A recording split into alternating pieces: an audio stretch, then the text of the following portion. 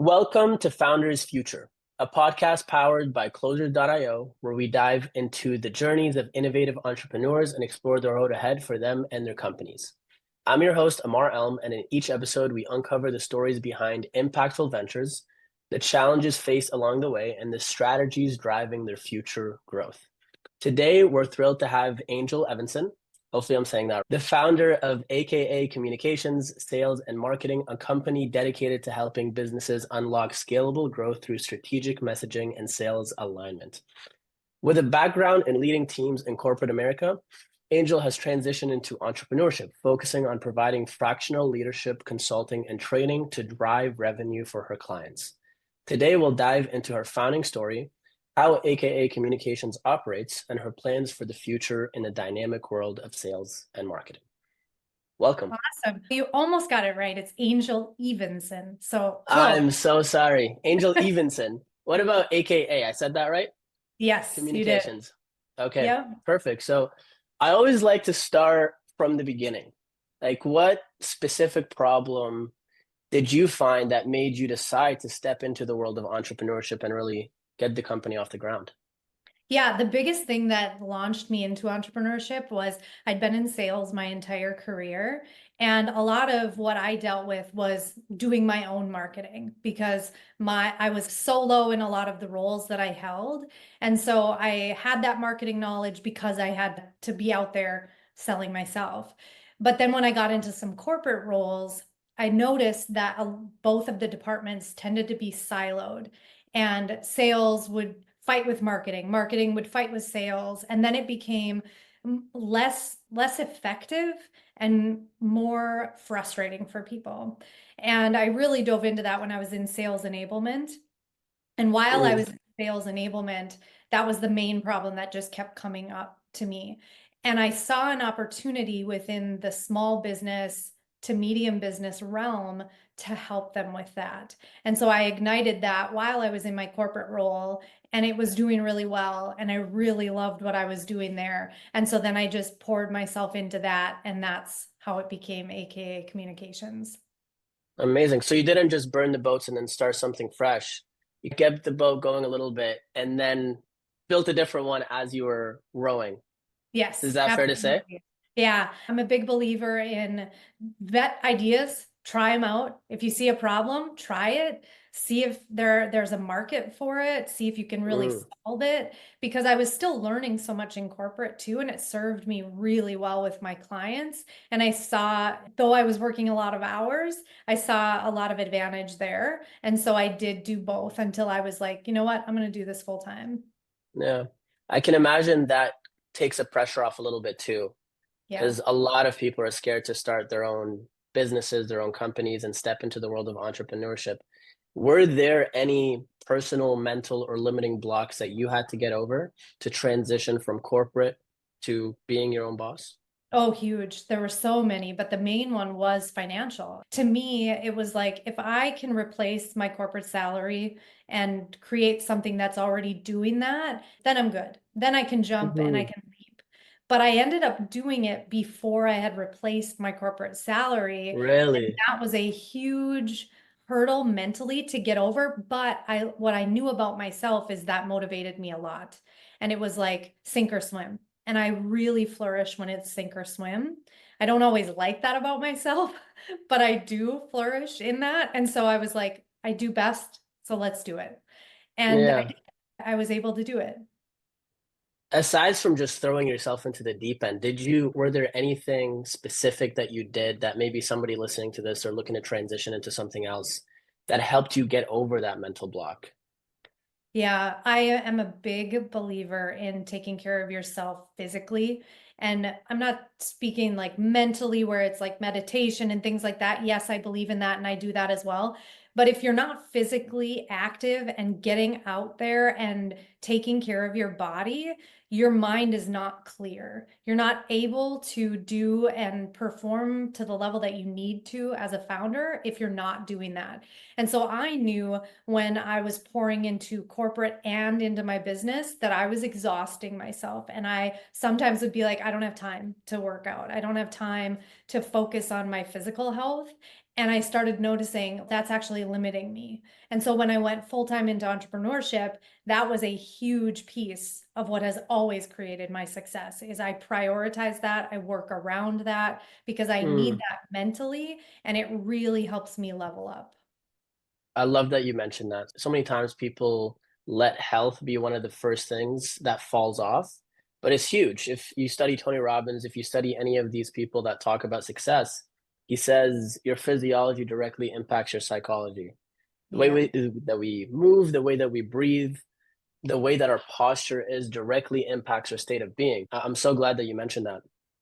Shifting over to AKA communications, walk us through, because this has been going on for a number of years now, I believe 7 years, if I'm not mistaken. Yep. I make it.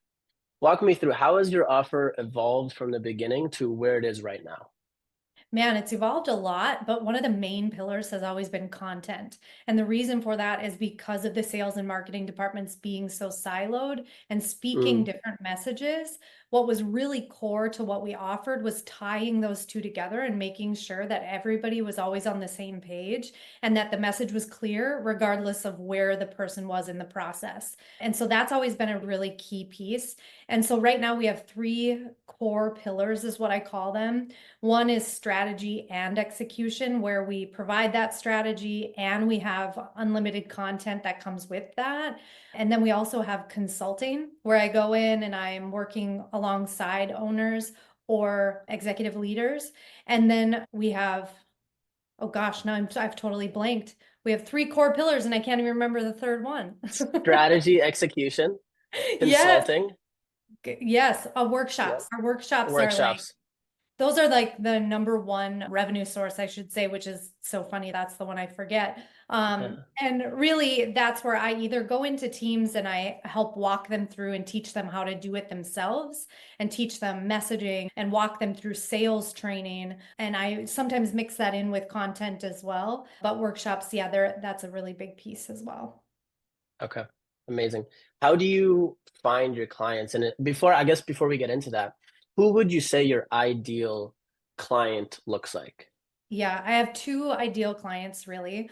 One is a founder that needs extra support and guidance and strategy, either to come in and do strategy plus execution. Sometimes it's really just to do workshops with them as well and walk alongside them and teach them how to do it. The other one is executive leaders within corporate America. I come in and do workshops with their teams, I coach their teams, and then we partner with them to take care of all of the execution and the content and support their marketing, sales enablement, and sales teams on that. From your experience so far doing this for 7 years and obviously extensive experience before that, what do you feel like are some of the mistakes that founders tend to make? Like you typically see this when dealing with clients, and yeah, what does that look like? Yeah, I think it's trying to do too many things. That's really one of the main things that holds a lot of entrepreneurs back. And that's speaking from experience. You are so skilled in so many different things. It's hard to choose, especially if you're a creative mind. And by doing that, you limit yourself, especially when you're trying to grow and you're trying to scale. So being able to identify that one problem that you really love Mm, solving and then that one person you love solving it for and honing in on that and then seeing success there and then iterating and then going a few different ways. But it's really finding that first momentum to get you going. And a lot of creative entrepreneurs are in 10 different buckets and they're like, I'm going to try this. I'm going to see yeah. what works and do 10 different things. And it only holds them back. Yeah, you're just spreading your attention into 10 different ways instead of I saw this picture actually talking about this exact same thing, where it was the idea of the sun ray, and when you concentrate it beneath a magnifying glass, it can create a fire. But if it's Yes, just scattered all around, nothing happens, right? exactly. It might burn me every now and then at the beach, but other than that, nothing too crazy, right? Yeah, that's a great analogy. I love that. Walk us through your lead generation acquisition funnel. How do you bring clients in through the door? What does that look like? Yeah, I'm the main one that leads all of that. I have a team behind me that does a lot of the execution work, but I'm at my best when I'm in that sales seat. And it also gives me a leg up when I'm coaching sales teams and making sure that I'm Mm, still able to relate with them. So I handle a lot of that top of funnel. LinkedIn is one of my go-tos, always yeah. has been. Remaining at least present on other social media platforms such as Instagram and TikTok, those have done well as well, but my main source is LinkedIn because I can connect with the specific people that I'm looking to connect with, and then just crushing it with my clients because I am a huge believer in it's called feeder lists is what I provide people. Once I do a really good job with a client, I always look on their LinkedIn for my ideal client within their people. And then Mm, I provide them that list and ask them, would you be willing to introduce me to any of these people? I would love to be able to sit down with them and have a conversation to see if I could provide them value like I did you. And most times they're on board. They're like, I'll make that yeah. introduction today. And it makes it easy for them because referrals are huge and they're good for them. They're good for me. And it's like that warm network that makes it a little bit easier, but it's not always easy to ask. Yeah. But those are the main funnel sources. That's huge. And I like that you automated, not automated, but systematized the referral process. Yeah. A lot of people just hope for the best. Yeah. They put their hands up in the air and they're like, maybe people will bring in people. But you create the list of people that they already know. Hey, Yeah. can you just make introductions to these five folks? That's Yes, huge. I've exactly. actually never heard that. That's very, very smart. Yeah. It's worked for the last 20 years that I've done it. It's worked so well because you take that pressure off of them. And also, it's your job to know who your ideal client is, not them. And sometimes when you're asking them to identify who do you know that would have this problem, they don't want to do that. They don't want to assume that somebody else might have the same problem. But if you go into it in a different way and you show them this, then you're earning their respect as well. 100%. Are you eventually looking to step out of the sales role? Or do you just, that's your passion, you love that, that's your baby? What does that At look like? the very least, I will always be the face. I likely will have somebody handling sales behind the scenes. I have people doing like the intakes and onboarding, but I like being the face and bringing people in. Like I said, it just creates such ability to really relate to my clients when I'm the one delivering sessions as well and the workshops. Eventually, Mm, if we grow to a team of 10 or 12, then I likely will bring on other consultants that do the same thing. yep. But at this point, no. Yeah. What's the team at now? Right now, I have, and I don't like to refer to them as teams because they're contracted, but there's about five. Okay. Very cool. Is what do you see or foresee as the biggest challenge or hurdle to get to the point where it's 10 to 12? I would say consistency. So, no matter what, the consistent revenue is always a battle for founders, especially even at 7 years in, year to year, it's different. And so, yes, even though it grows year over year, wanting to make sure that that consistency is there. And I'm also a big believer that you have to have a certain amount in a business savings account before you bring someone on salary, because I don't believe in layoffs. I don't believe in because the revenue is struggling that people have to struggle. So I want to be a really responsible business owner when it comes to that as well. And so I have pretty astronomical goals when it comes to what needs to be in an account in order to bring on a certain number of folks. Yeah. More of a safety net. And it makes a lot of sense to do that because people's livelihood are dependent on you. Exactly. Right? What would you say, looking forward, what would you say your long-term vision for AKA communications look like? And when I say long-term, 3 to 5 years. Yeah. It's more impact for me than Mm, anything. And so impact wise, if my client retention is still really high in the 90% and those referrals are still coming in and the impact is being felt, that suffices for me. I've never had this goal to have AKA acquired, and maybe that will change in 5 years, but hmm. that's never been the goal. It's been more about the impact. And if that impact is not there, then then I don't feel like we're doing what we set out to do. And so continuing to have the impact and retaining the clients like we have been, and over delivering for them, and keeping them afloat and helping them grow, because the organizations that I partner with, I really believe in, and I really want them to succeed. So if we're continuing to have that impact, that's where I would be really happy to see us in 2 to 5 years. I love that. I love it. 90% client retention is phenomenal. Aside from crushing it at what you do, Yeah. what advice would you give somebody who's maybe starting off and they want to be at 90% client retention, or maybe they're lower and they want to increase? What do you think one of the biggest catalysts for that was? Yeah. I I was lucky in that when I got into sales early on, it was hammered into me that if you take care of your clients, they will purchase from you 7 times within their life. And it just Mm, stuck with me. I was like, "Really? Is that true?" And so I dove into that and I really nerded out on that. And I was like, "It makes sense. You take care of people, you deliver value, you serve them like you promised to serve them in the sales process, and they stay." And so I really just committed to that and made sure that was number one. And it's been easy for me in that I know how to do it because I started out doing it. And so where I mm, think a lot of people go wrong is that they think more is better, as in more leads and more in the funnel. And that's not always the case. It's how can you better serve the people that are sitting right in front of you, because the opportunity is right there. that's so powerful. I'm sure you're familiar with the concept of LTV, Yeah. lifetime value of a customer. Yeah. Yeah. And when you do that, it just astronomically increases. Yeah. And from a cash flow perspective, because you're not, so do you spend money on marketing or no? No. Okay. I was gonna say you're not spending any more money to acquire that customer, but you're not doing Yeah. it regardless. But still, it's huge. Whether you want to get acquired in the future, they definitely look at LTV to CAC ratio, or you just Right. want a cash cow machine that has an amazing impact and really helping a lot of lives. Yeah. That's huge. Exactly. Yeah. What would you say next 12 months? What are your top priorities for scaling the company or growing the company?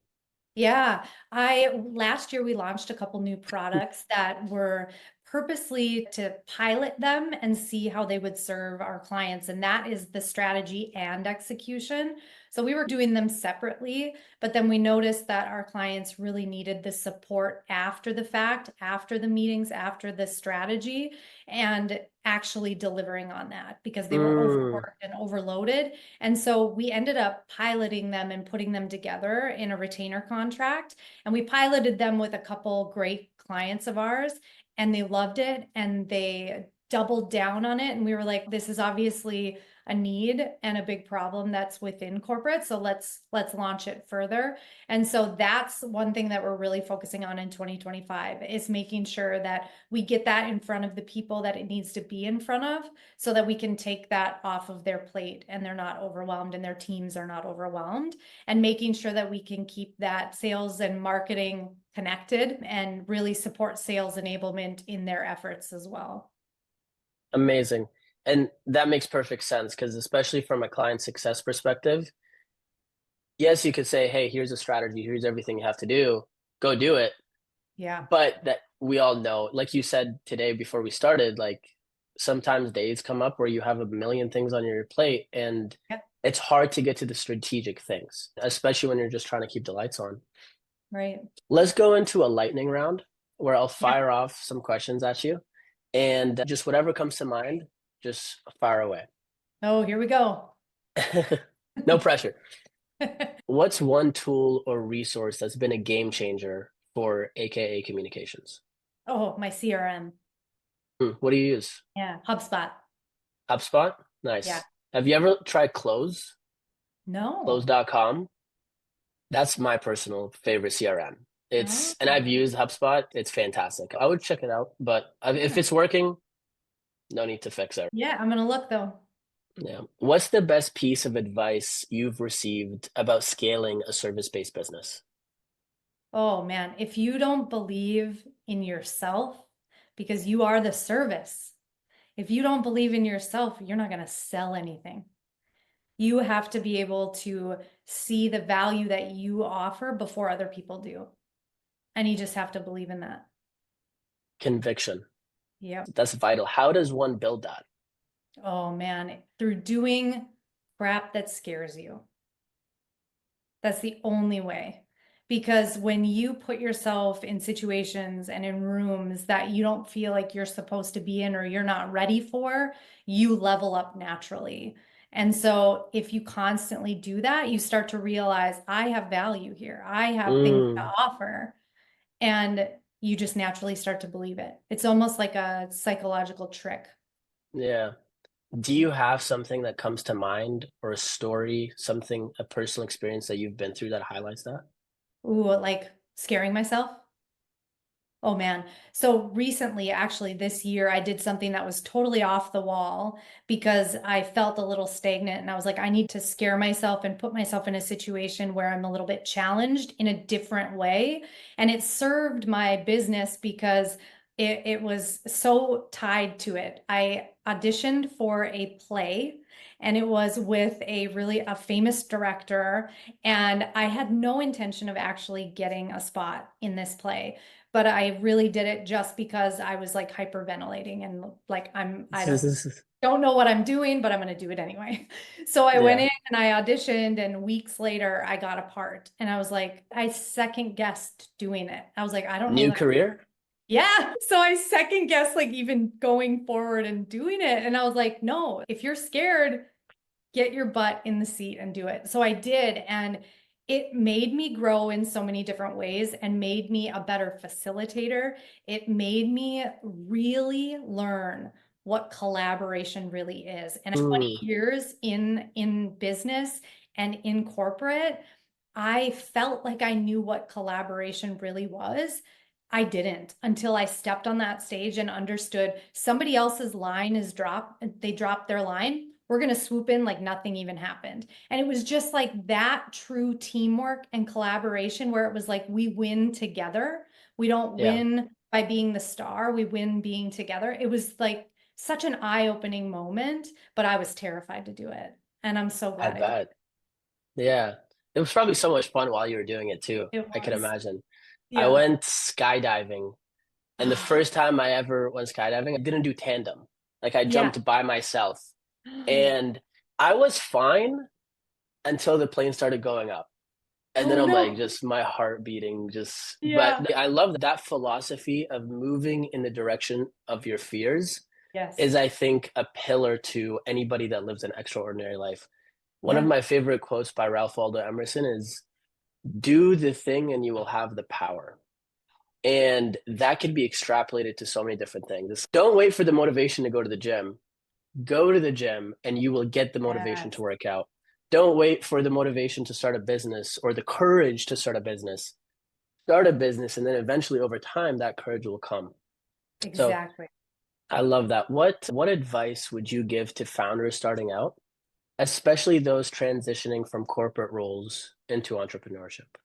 Yeah, I always say get super, super clear on what you're really good at. A lot of people get really into what am I passionate about, what excites me. And yes, while that matters in a certain sense, what matters more is what are you skilled at so that you can monetize that and build something that's of value. Because in business, people are only going to pay for what's valuable, what is solving a problem for them. And sometimes that doesn't align with your deep-seated passions, and that's okay. But your skills are valuable, and learn how to monetize Mm, those skills. that's awesome. I love that. I really appreciate your time today. Yeah, I loved it. Of course. So that wraps up another inspiring episode of Founders Future. I want to thank Angel for sharing your remarkable journey and insights with us today. To our listeners, if you enjoyed the episode, don't forget to subscribe to Founders Future wherever you listen to your favorite podcast. You can also find more resources and insights at closers.io, where we're dedicated to helping businesses accelerate their growth through lead generation and sales systems. Until then, keep climbing, and we'll see you on the next one.